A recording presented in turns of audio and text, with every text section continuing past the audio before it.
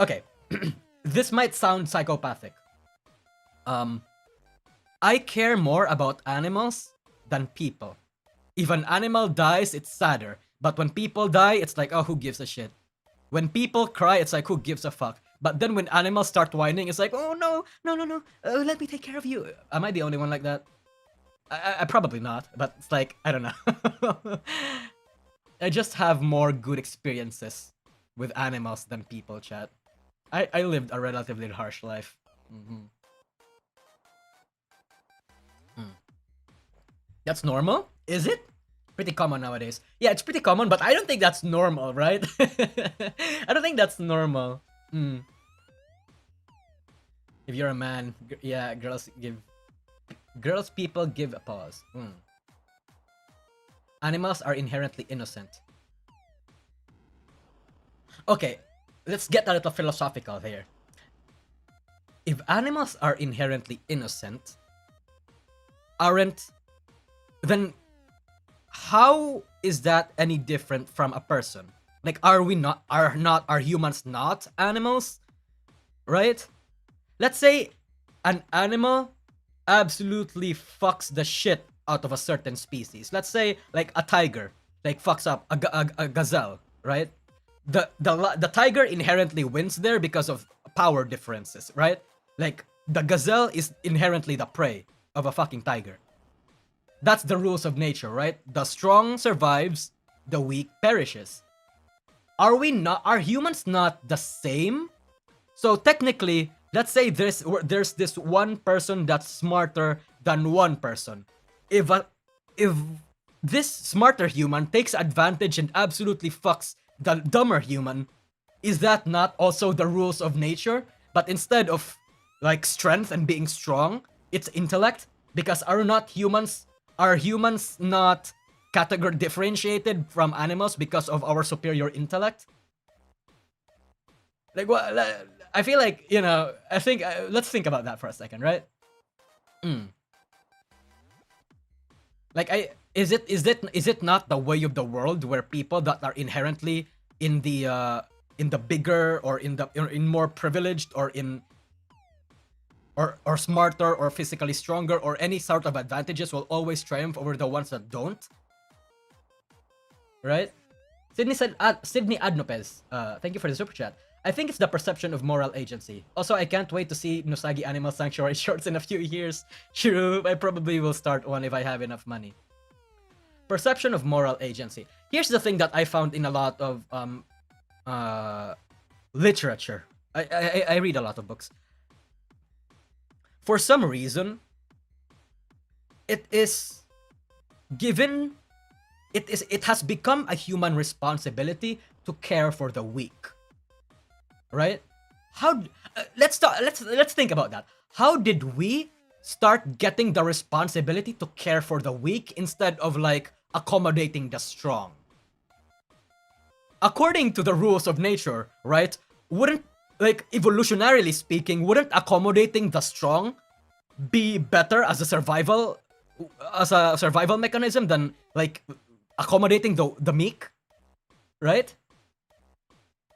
And again, I'm not talking, of course, 100% look out for the little guys. Morally speaking, I will always root for the underdogs. I will always help the ones that are in need. But I'm just saying, in an evolutionary or in an like practical world, I guess, in a primitive world, with the laws and the way the world is structured, isn't going the former way better than going the latter way? Bro is talking like Suguru Geto. No, I'm just thinking, because who the fuck are we to dictate that we are better than animals, I mean.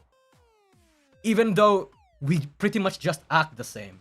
It's just that we use intellect instead of smarts. I mean, instead of strength.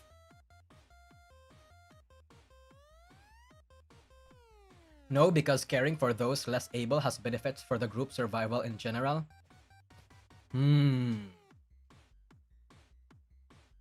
Group survival in general.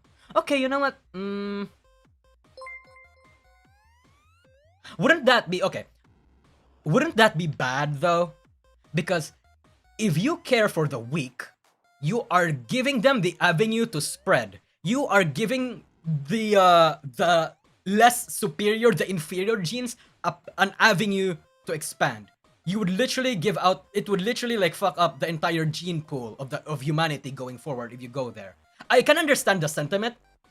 Like, I can understand the sentiment of that humanity is inherently different from animals, because unlike animals, where animals are ruled by their strength, humans are not. Humans rule the world not because of our strength, of our intellect, but because of our capacity to, like, work together, unity, right? That's ultimately how humans became the way they are. That's how they became smarter than us, right?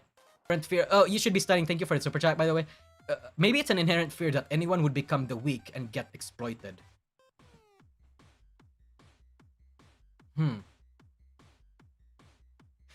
Me personally, do you know where it all boils down to? I love. I don't know. Well, altruism has its benefits for our genetic pool. Does it? Does it though? What? Because maybe not in our genetic pool, but our cultural, but like, an inherited culture, maybe. Like, if a culture is built upon the concept of honor or altruism, maybe, yeah, that'll definitely have its benefits. But for genetics, how does that work? Altruism is part of our genos? Is it? Hold on. Mimetics. Yeah, mimet. Okay. Oh, interesting. It doesn't. I mean, language is also between animals. It is just we were able to use materials in fascinating ways. So intellect is a big factor. Yeah, 100%.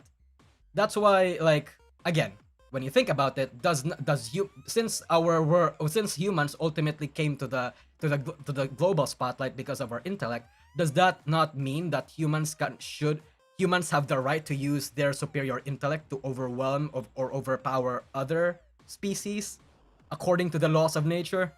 I don't know. This sounds like the rhythm of a domestic terrorist. No, I don't know. I think it's genuine.